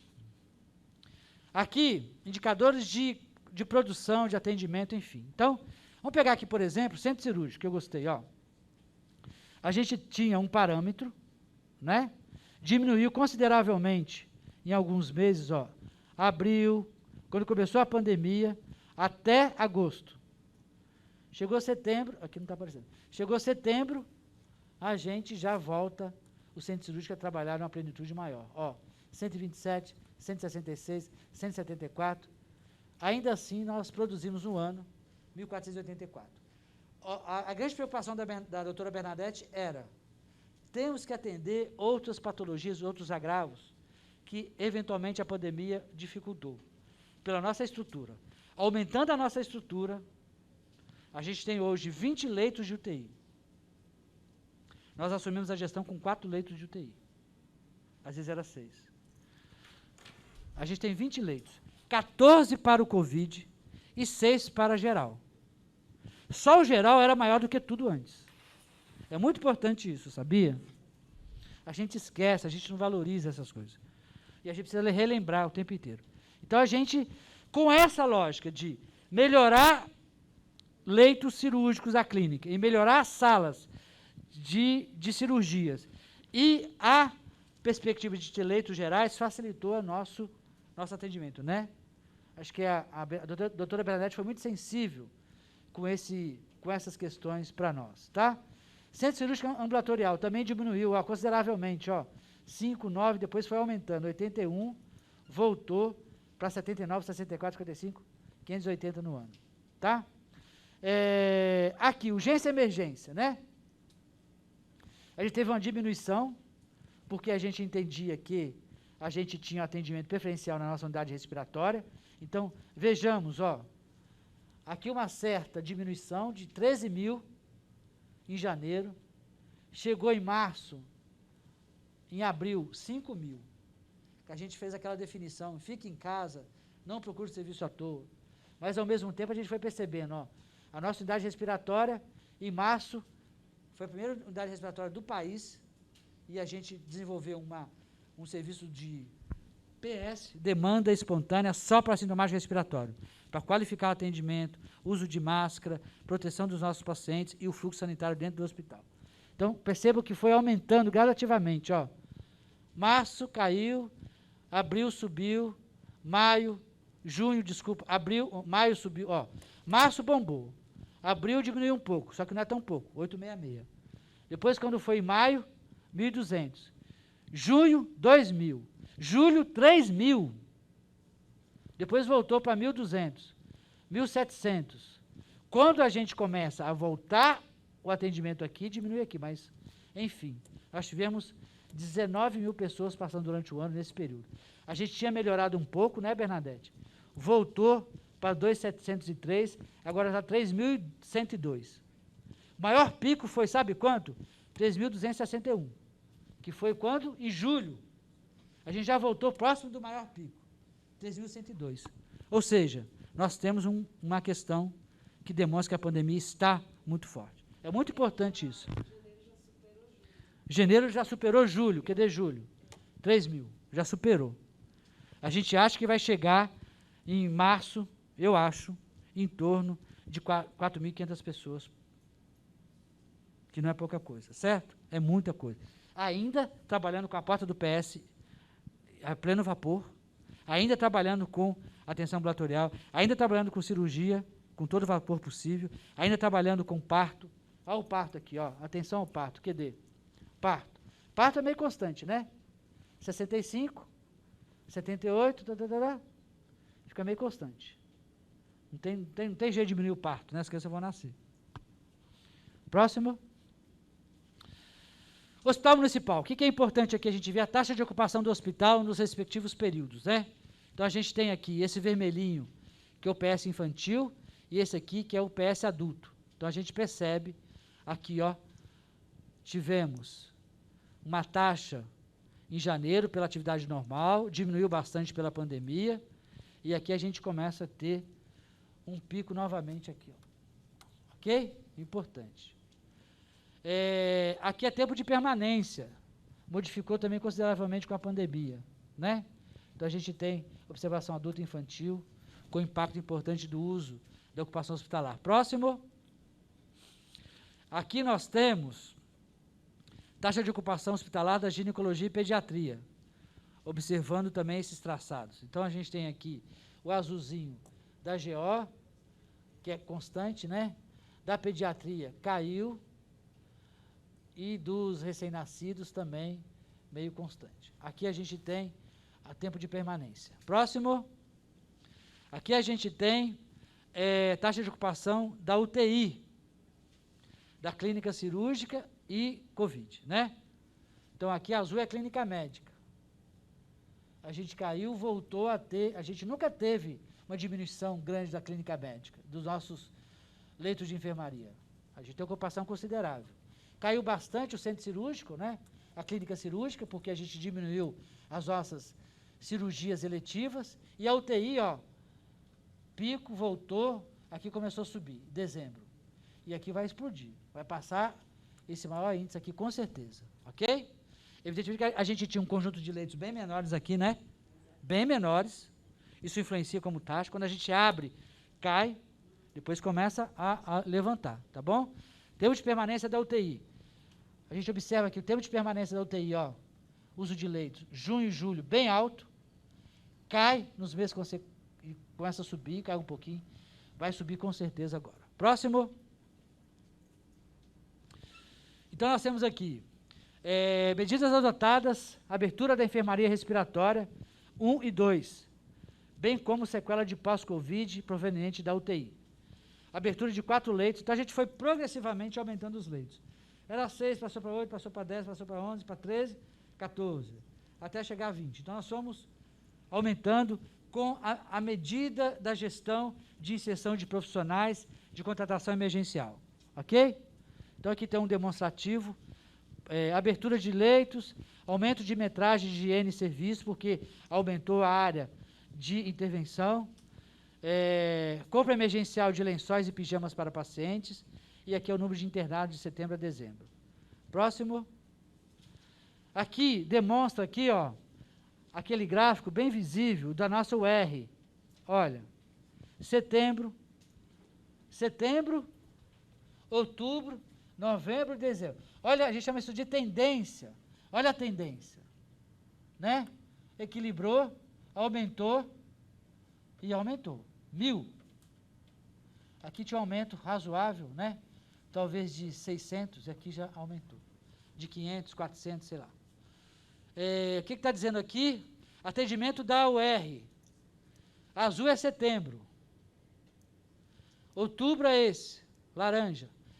Dezembro, ó, a UR em dezembro começou a tensionar. Tá bem alto aqui, ó, esse vermelho, tá? Esses pontos aqui, ó. Próximo. Aqui é o conjunto que a Bernadette tem feito com muita atenção todo dia. A tarefa todo dia cedo. Hoje de manhã ela já mandou para a gente a nossa taxa de ocupação, avaliando cada área, tá bom? Então, até dezembro, ó, a gente tinha uma situação razoavelmente controlada. Hoje, como eu disse, a gente tem em torno de 75% na avaliação de ontem para hoje de manhã com a doutora Bernadette. Do hospital como um todo. Quando a gente olha a UTI, a gente ultrapassa de 100% dos 14 leitos. Ok? E aqui ela vem demonstrando para nós, ó. Vou pegar aqui, por exemplo, em setembro nós tivemos, né? Veja bem que a gente tem disponibilidade de leitos modificando, ó. Aqui, em setembro, era 10 leitos de UTI, continuou 10, 13, não é isso? Utilizando, enfim. Aqui a gente tinha ainda em dezembro, 54%. UTI geral, 83%. Em dezembro a gente tinha, portanto, 50% de ocupação. Estava ali nossa atenção. Hoje modificou. Então, esse tipo de olhar é importante para a gente ir tomando decisões o tempo inteiro. E a gente não deixa de olhar tecnicamente para dentro, na sensibilidade, na subjetividade, na sensação. Fábio, estou com a sensação que hoje a gente vai ter problema. Fábio, Tânia, Felipe, final de semana vão ficar alerta, sexta-feira à noite até domingo, porque podemos ter. Tem que remanejar a hora extra de tal lugar.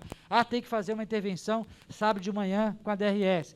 Tem que avaliar não sei o que, domingo com a Unicamp. Ah, nós estamos com dificuldades com a Cross, de poder um paciente 3 dias, enfim. Então, tem ali uma atividade sistemática, importante. E eu quero dizer aqui, expressar aqui para vocês. A Bernadette está 24 horas com essa tarefa. A gente solicitou que ela tenha, nesse momento, as atividades profissionais particulares cessadas, entre aspas, e ficar dedicada integral, porque para a gente é muito importante, né? Todo cumprindo o seu papel, e o hospital, para dentro, conversando com todo mundo, envolve várias coisas, não é só o leito, é a roupa, é o medicamento que vai aumentando do consumo, é o conjunto de insumos, é a quantidade de controle de pessoal em cada local, é o remanejamento interno, são as solicitações do plantão administrativo, todo dia à noite, final de semana, enfim. Então, eu quero valorizar esse trabalho invisível da Bernadette, que tem feito com muita atenção, com muita técnica, com muita tranquilidade, às vezes bastante preocupada, e a gente tentando fazer o aporte necessário para o cuidado. Então, Bernadette, queria explicitar publicamente o seu belo trabalho, o seu compromisso conosco, viu? Obrigada. Próximo. Porque é importante a gente valorizar as pessoas, né? A gente briga de vez em quando, mas a gente valoriza muito. Precisa valorizar o trabalho. A liderança precisa valorizar. O SUS precisa valorizar quem faz bem. A gente tem que fiscalizar, olhar, não deixar. Mas tem que valorizar o que é bom. Próximo, então vamos lá. Ocupação aqui, portanto, né? Na UR, ER, UTI e Covid, né? Então a gente tinha junho, tudo aumentado. Foi diminuindo, agora começa a aumentar. Então, nós vamos ver depois, ou talvez no mês que vem, a gente pode apresentar essa tabela aqui, tá, Bernadette? Guarda aí para nós. Vamos mostrar para o conselho, reunião, rapidinho, um informe. Essa tabela aqui, tá? A gente vê como é que nós estamos. Já no mês de dezembro, de janeiro, fevereiro, e a gente já está entrando em março, né? Tá bom? Essa tabela é muito significativa para nós. Próximo. Gente, finalizamos esse conjunto. Eu queria parabenizar aqui a Bianca sempre, que tem feito uma coordenação incrível desse monte de conjunto. Ela fica lá fisgando e pescando todo mundo no corredor, quando tem lugar, para poder entregar no tempo, enfim. Ela tem que articular várias ações. Ela tem que articular a ação com o Departamento de Finanças, a Secretaria de Finanças, com a Secretaria de Administração, com o conjunto de atividades do Fundo Municipal, que o Ari está ali nos ajudando muito, com o conjunto de questões do hospital, com a atenção primária, com a vigilância, com o próprio gabinete, com a regulação, ou seja, ela tem que coordenar, ela recebe um monte de coisa. E a gente vai tentando fazer a síntese. Nós temos tido o cuidado, mas o cuidado de pautar uma apresentação mais pedagógica e facilitadora possível, para não ter enganação de números, para ser fácil. Então, nosso compromisso é melhorar cada vez mais. Desculpe o tempo de apresentação, mas é muito necessário. A gente pode modificar sempre, mas eu queria agradecer a presença de vocês e o pessoal que está assistindo também, a gente possa ser uma fácil comunicação para a população de Paulínia. Muito obrigado.